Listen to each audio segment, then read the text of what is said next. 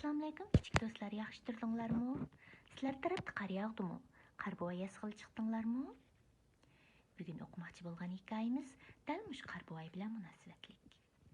Ismi Ang cho'ng qar bo'yi. Abduri Marjorie Kyler. Kichik Nil opasi cho'ng Sara achisi, cho'ng Lizzie achisi bilan birlikda qarga qoplangan cho'ng o'rmonlik ichidagi bir cho'ng uyda turdigan. Apsi cho'ng Sara achisi, cho'ng Lizzie achisining intayin yuqori kishini shurgan turdigan ovozi bor ekan.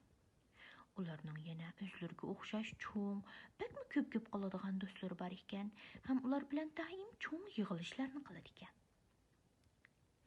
Bir kuni kichik Nil, "Mama yordamlashaymi?" deb so'rabdi.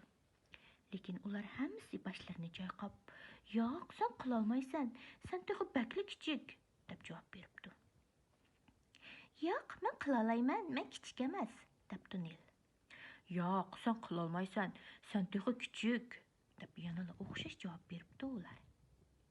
Shuning bilan Nil cho'ng qarliq o'rmonlikqa beribdi.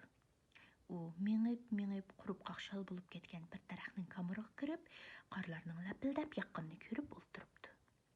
Birdamdan keyin u bug'a, yov to'shqan, eyiqchoq do'stlari bilan birlikda o'ynabdi. Ular paranglashib o'ltirganida eyiqchoq Nildan: "Sen bizga qar bo'yni qandoq yasaydiganligini ko'rsatib qo'yamsan?" deb so'rabdi. "Men qandoq yasashni bilmayman, men texi bakli kichik" debdi Nil. "Yo'q, sen qila olaysan, sen kichik emas" debdi do'stlari. "Lekin men bakli kichik" debdi Nil. "Bizning uydagilar meni hech ish qilg'izmaydi. Men qar bo'yni hargiz yasay olmayman" debdi Nil. "Sen tex sinab boqmay turib qila olmaydiganligingni qandoq bilasan?" deb so'rabdi eyiq. "Biz senga yordamlashamiz" Nil uhsung'ach. "Balkim shundoqdir" debdi bo'sh ovozda. Shuning bilan Nil asta tizilib o'ltirib, avaylabgina kichik bir qar pomizgi yasabdi. U qar pomizgini yerga qo'yib, do'miltib bug'aga beribdi. Bug'a uni burni bilan ittirib yov to'shqonga beribdi.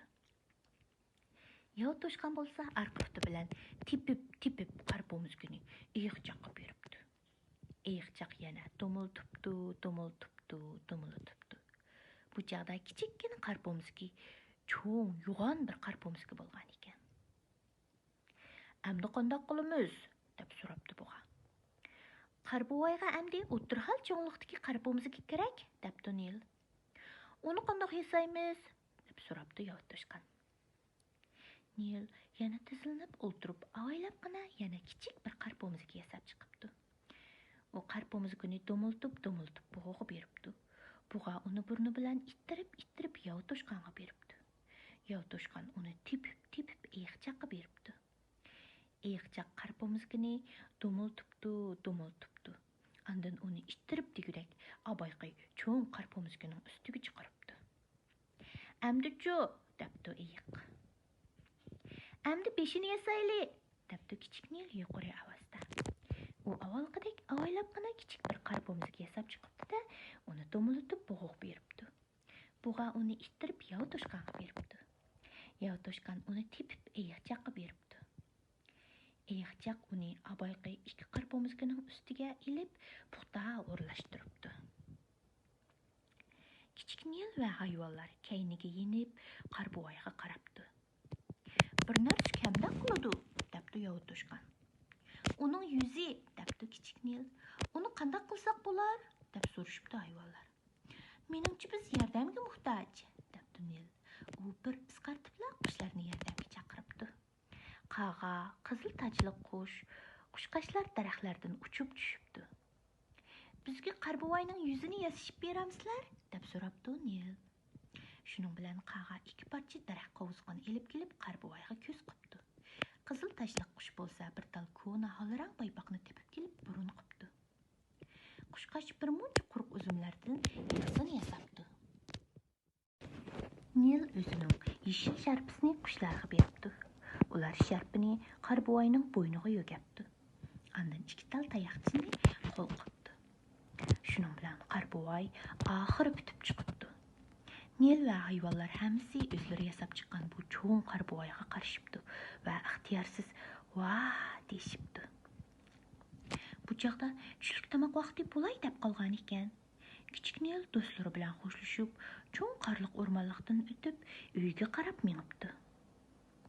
Apsi, cho'ng Sara atisi, cho'ng Lizi atisi uni saqlab turgan ekan.